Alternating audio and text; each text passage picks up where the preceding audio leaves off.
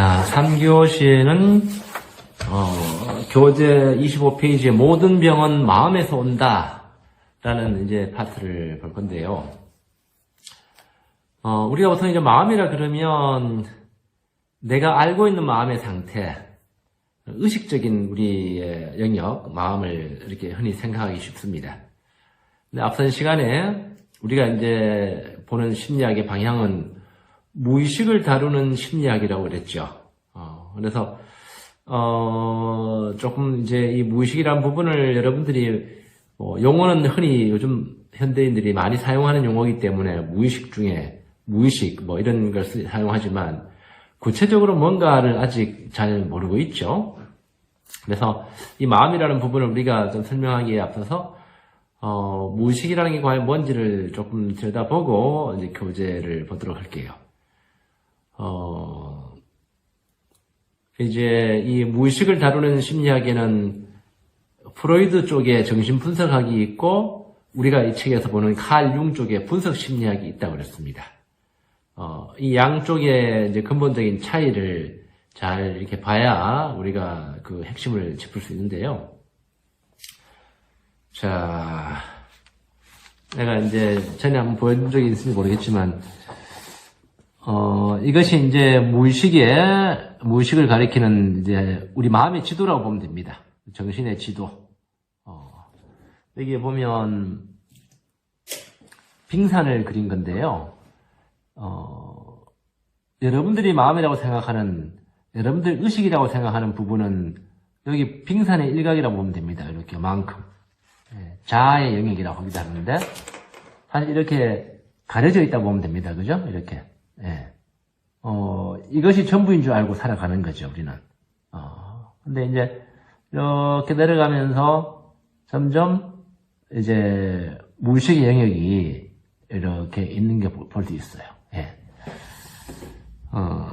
무의식이라는 것은 이 의식에서 우리가 받아들일 수 없는 감정이나 생각들, 우리가 어려서부터 이제 자라면서 이렇게까지 쭉 여러 가지 느꼈던 감정, 생각, 기억들, 그런 것들이 아주 유쾌하고 좋은 거였으면 의식에 갖고 있겠죠, 그죠?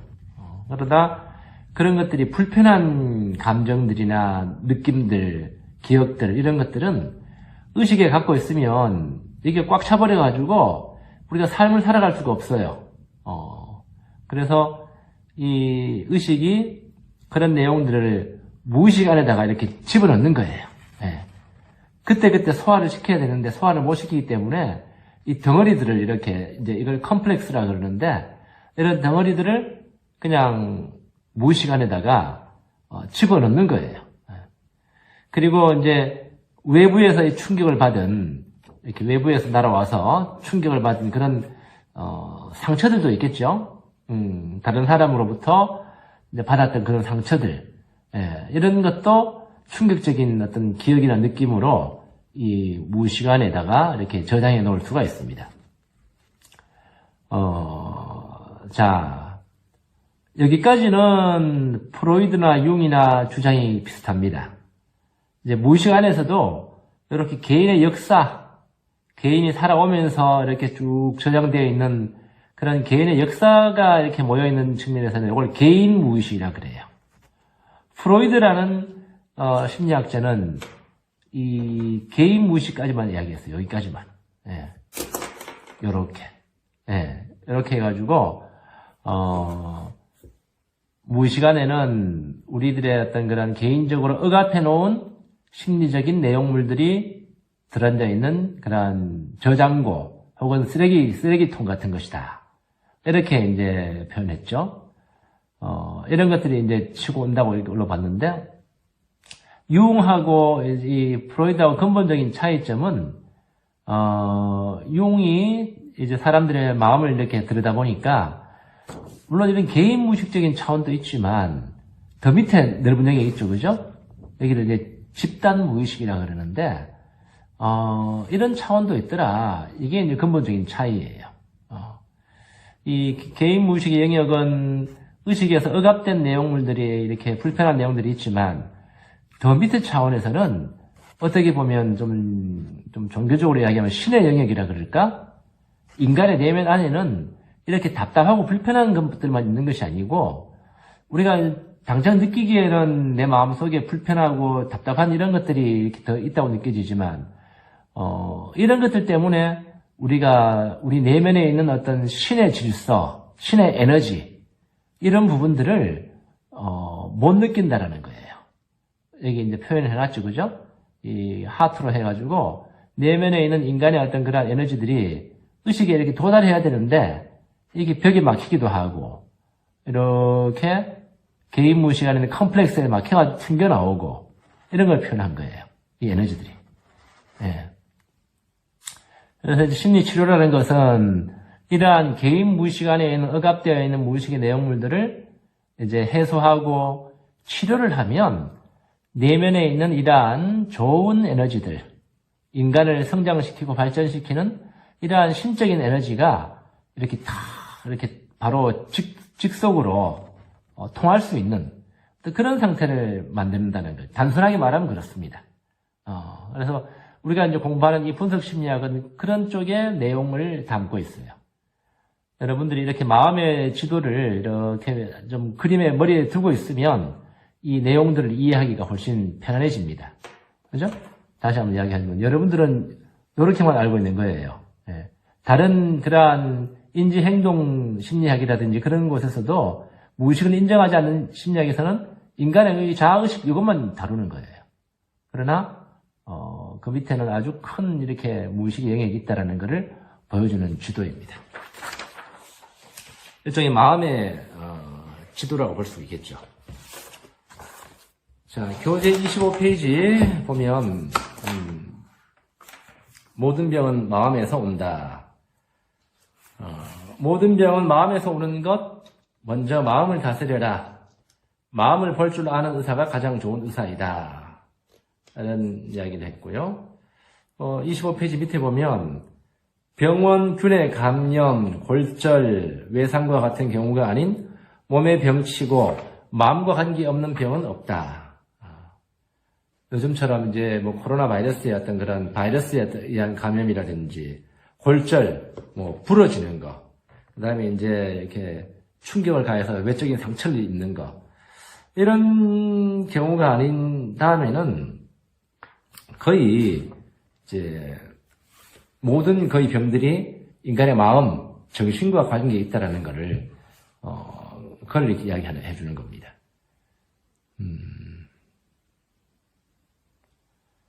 자, 26페이지 거기 한 3분의 1쯤 보면 우리는 지금 우리의 감정과 사고, 지각 활동의 변동이 뇌의 어느 부위에서 어떻게 진행되고 있는지를 직접 관찰할 수 있는 시대에 접어들었다.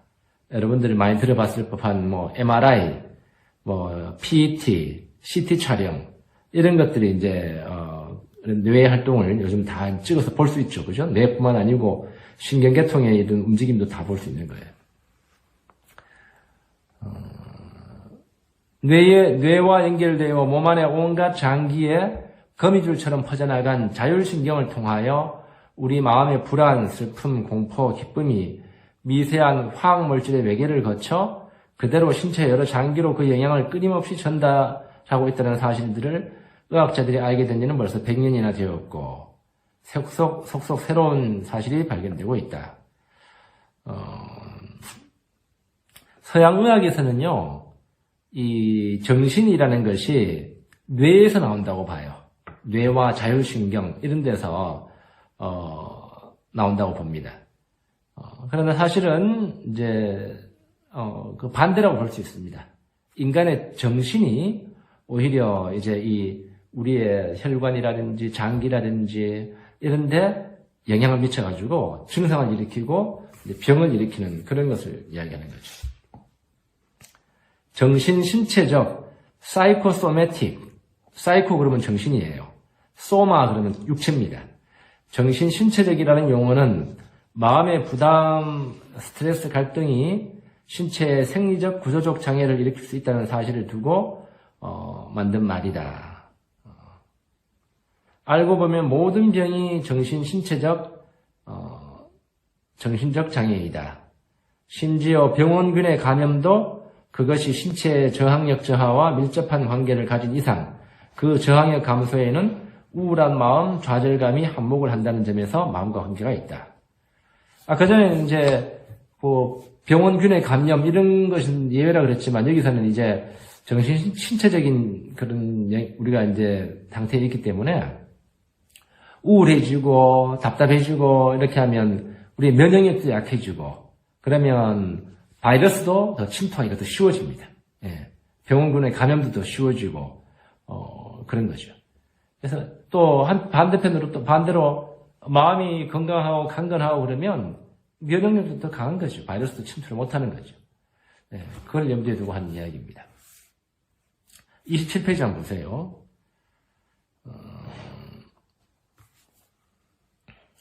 그리고 이제 골절이나 외상, 부러지고 다치고 하는 이런 거 있죠? 이런 것들도 사람들은 우연이라고 생각하지만 실제로 뭐 정신없이 이제 계단을 뛰어내려가다가 급히 서두르다가 이렇게 다리가 부러진다든지 팔을 부러뜨린다든지 이런 것들을 이 책에서는 사고 성향이라고 부르는 무의식적 상태라고 이야기합니다. 사고 성향. 사고가 일어날 성향을 지니고 있는 거예요.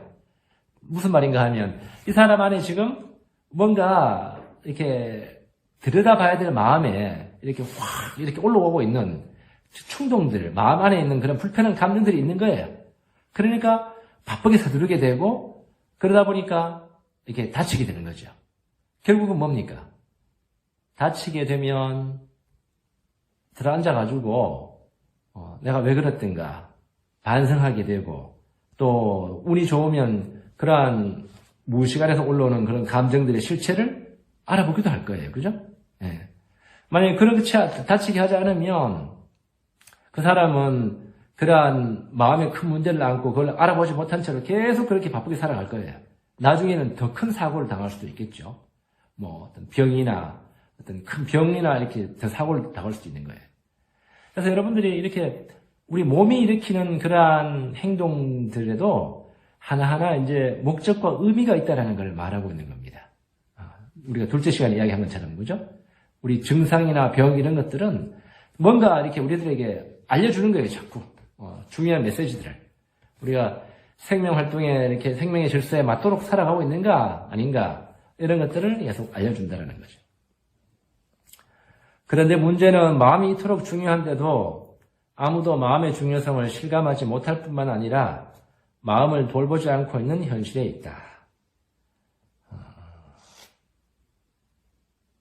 사실 마음의 문제가 가장 큰 문제이긴 한데 또 중요성을 지니고 있긴 한데 그것이 가장 큰 어려운 숙제이기 때문에 사람들이 또 제일 멀리 두고 있는 문제이기도 합니다. 요즘 같은 이 코로나 시대에는 인간이 겪고 있는 어떤 고통이나 시련은 나쁜 것만은 아니거든요. 그 안에는 분명히 우리가 불편하고 힘들어서 그렇지 또 의미와 목적이 있는 거예요. 네. 코로나 시대에 우리가 이렇게 잘 대처할 수 있으려고 그러면 사람들을 못 만나고 우울하고 답답하고 자기 시간을 많이 갖게 되잖아요. 그러면 현명한 사람은 그 자기 시간을 이용해야 되는 거예요. 그 시간에도 뭔가 돈 벌기 위해서 이렇게 고민하고 이렇게 하라는 소리가 아니고 이렇게 운동에만 매달리고 그런 것이 아니라 자기의 마음을 들여다보고 자기 마음 속에 있는 느낌들을 느끼고 하는 그런 내적인 태도, 내향적인 태도를 좀 가질 필요가 있다는 거죠. 요즘 나도 개인적으로 이제 심리 치료를 하는 사람이거든요. 천주교 신부인데 기도하고 안수해가지고 사람을 치료하는 그런 방법이 아니라 정식으로 심리 치료를 이 칼 융의 치료 방법에 의해서 이제 심리 치료를 하고 있습니다. 요즘은 내 조카를 중학교 3학년 여학생 내 조카를 이제 심리 치료를 해주고 있는데 얘가 지난 1년 동안 집에서 언니는 기숙사 학교가 있으니까 목 없고, 아빠 엄마는 다 직장 다니느라고 이게 늦게 들어오고 이러니까 하루 종일 거의 1년을, 혼자 있었던 거예요. 얘도 좀 외향적인 성격이라서 친구들 만나고 이렇게 해야 힘도 얻고 이렇게 삶의 기쁨을 얻을 수 있는데, 그런 시간이 박탈당하니까 이제 우울함이 찾아온 거예요. 우울증까지는 아니지만 그야말로 코로나 우울증이죠. 그죠? 코로나 블루스. 근데 다행히 그렇게 심한 편은 아니라 가지고 이제 몇 번 이렇게 치료 작업을 하면서 많이 호전되고 있는데, 그런 시간도 그 아이한테는 결코 나쁜 시간이 아닙니다. 결코 손해되는 시간이 아니에요. 그거를 남들은 안 앓고 지나가니까 더 좋은 것 같지만, 그걸 앓은 만큼 이 사람의 마음이 더 성숙해지고 더 단단해지고 건강해지는 거예요. 그런 시간이 결코 나쁜 시간이 아니에요.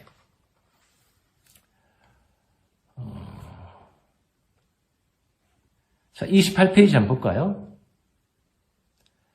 사람은 이렇게 마음이 중요한 부분이지만서도 방금 이제 조카 이야기한 것처럼 문제가 안 생기면 절대로 들여다보지 않는 것이 사람의 마음이에요. 증상이나 힘든 것이 생기지 않으면 안 들여다봅니다. 아까 전에 우리 무의식 그림을 본 것처럼 그 밑에는 그러한 심리적인 덩어리들이 이렇게 포진하고 있기 때문에 불편해요. 여러분들 뭐 길게 이렇게 이론으로 생각할 필요 없습니다. 밤에 여러분들 아무도 없는 시간에 핸드폰 다 꺼놓고 눈 감고 가만히 앉아 있어 보세요. 그죠? 고요하거나 평안하지 않습니다. 그 안에서 뭔가 불편한 것들이 계속 올라와서 충동들이나 느낌들이 계속 올라옵니다. 그 무의식을 느끼는 게 어렵지 않아요. 그런 시간이 불편하기 때문에 사람들이 마음을 들여다보기 싫어하는 거예요. 맨 밑에 보면 한국인에게 마음은 공기와 같다. 나는 예전에 이런 말을 한 적이 있다. 절대로 없어서는 안 되는 것인데 어디에나 있어 누구나 무상으로 나누어 가질 수 있는 것. 오직 그것이 결핍할 때라야 그 존재의 귀함을 깨닫게 되는 것이다. 내가 한 말과 같은 말이에요. 어떻게 결핍할 때에, 그죠? 즐겁고 기쁘고 뭐 편안할 때 들여다볼 일 없습니다. 뭔가 마음에 결핍감을 느끼고 상처로 인한 어떤 그런 부족감을 느끼고 공허함을 느끼고 문제를 느낄 때 사람들은 이제 그 존재를 알아보고 찾는다라는 거예요. 그래서 공기와 같다고 이야기한 거죠. 29페이지 보겠습니다. 인간의 성장과 정신건강. 환경이란, 그 위에 3번 1쯤 보면, 환경이란 때로는 하나의 위대한 조각가, 인간의 성격을 그 개성에 맞추어 훌륭하게 다듬어 준다. 교육이란 그런 의미에서 하나의 예술이다. 그러나 서투른 조각가는 창조를 하기보다 파괴를 하고 사람의 성격을 오히려 비뚤어지게 만드는 것이다. 사람이 태어날 때 가지고 나온 천성을 무시하고 자신의 욕망대로 한 인간을 만들어 가려고 하기 때문이다.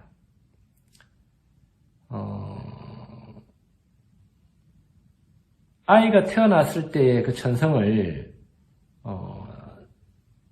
처음으로 왜곡시키고 망치는 사람은 놀랍게도 바로 그 아이의 부모입니다.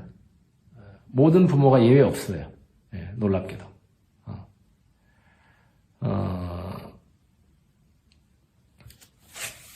우리 여기 이제 책에도 나오지만 우리 속담에 3살 때 버릇이 80까지 간다고 그러잖아요.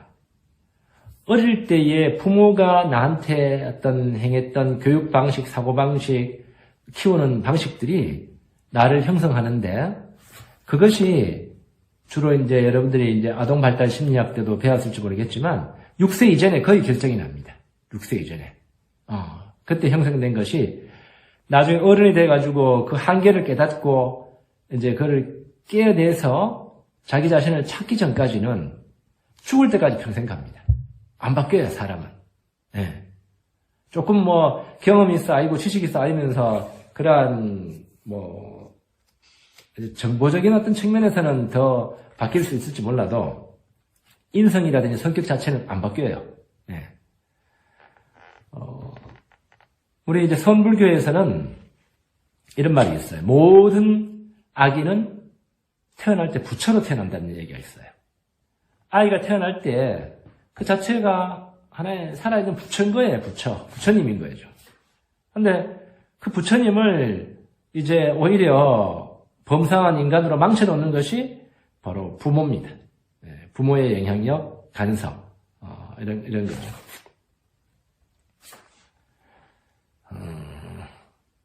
이제 그것과 관련해가지고 이제 재밌는 그 신화가 하나 있는데, 나르키소스 신화입니다.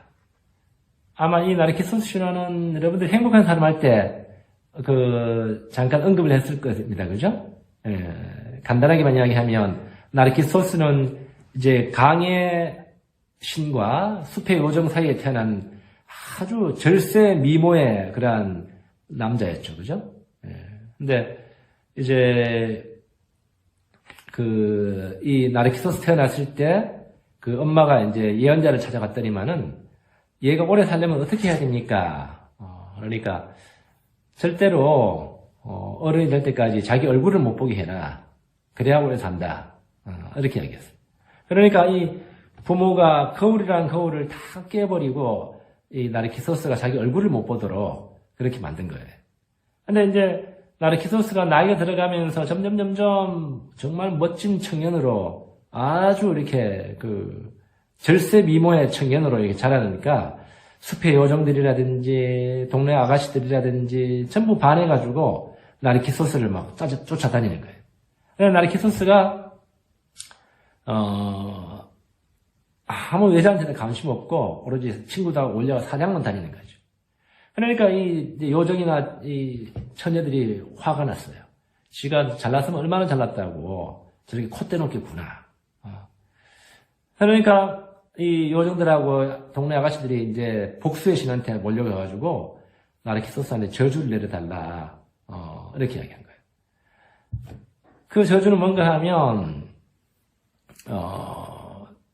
나르키소스가 자기 자신 외에는 아무도 사랑하지 못하는 그런 어떤 저주를 내려버린 거예요.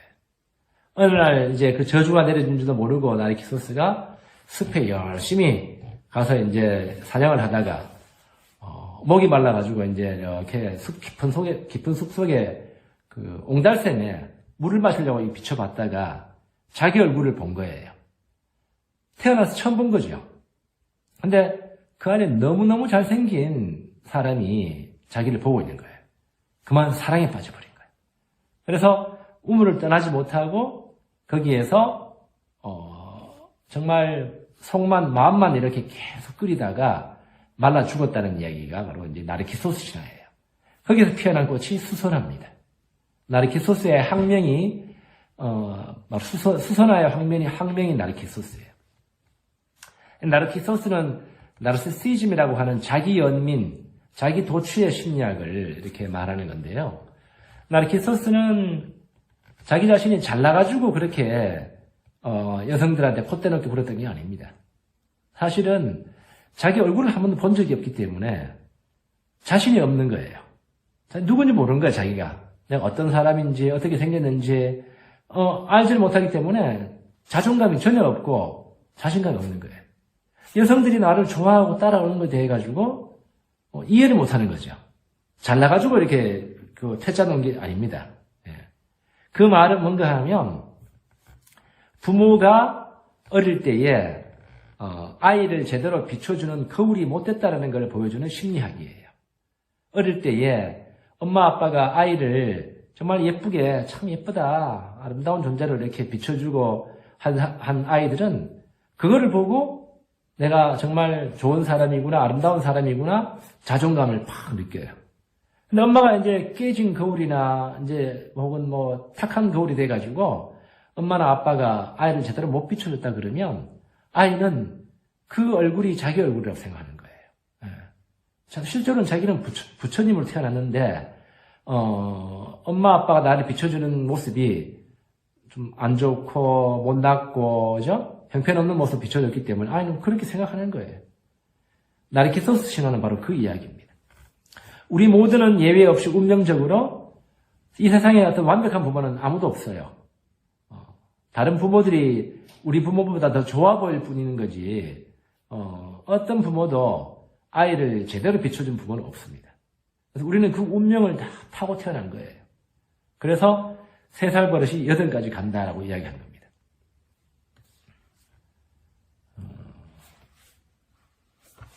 그래서 이 분석심리학에서는 엄마 아빠의 어떤 그런 컴플렉스, 엄마 아빠의 문제, 엄마 아빠로 인해 생긴 어떤 그런 마음의 컴플렉스들을 극복하는 게 아주 이렇게 최고의 우선적인 심리적인 과제입니다. 그걸 이제 아버지와 관련되어 있다 그러면 그걸 이제 부성 컴플렉스라 그러고, 엄마와 주로 관련되어 있으면 모성 컴플렉스라 그래요. 그 컴플렉스를 극복하는 것이 굉장히 큰 과제예요.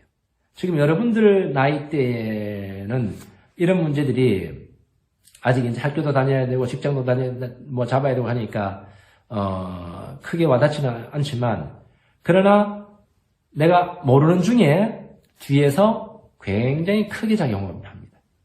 예를 들면 이제 늘 무기력하다든지, 삶의 기운이 안 나온다든지, 또 지금 학생으로서 공부도 열심히 하고 직장도 잡고 해야 되는데 사회로 나가는 것이 두렵다라든지, 불안하다든지, 이런 것들, 이런 것들의 뒷면에는 나 자신을 이렇게 뒤에서 끌어당기고 있는 그러한 그 부모님의 컴플렉스, 그런 에너지들이 작용하는 경우가 많습니다.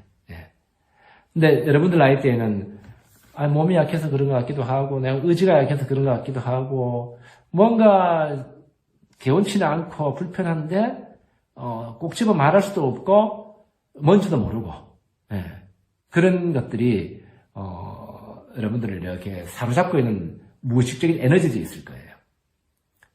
이런 이야기 들으면 여러분들이 조금 더 이제 감을 잡을 수도 있습니다.